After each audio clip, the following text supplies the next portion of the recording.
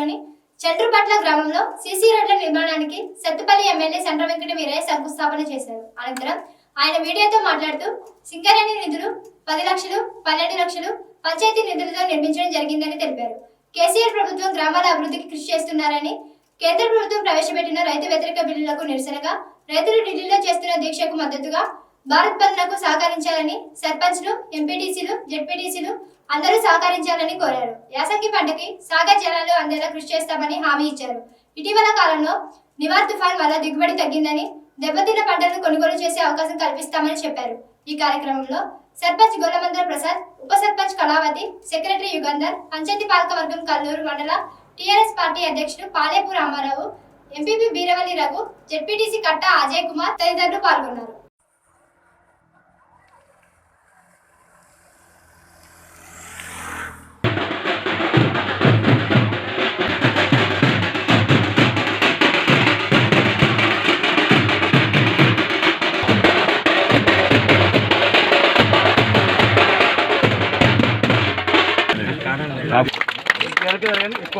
యువతి గారు కనపడట్లే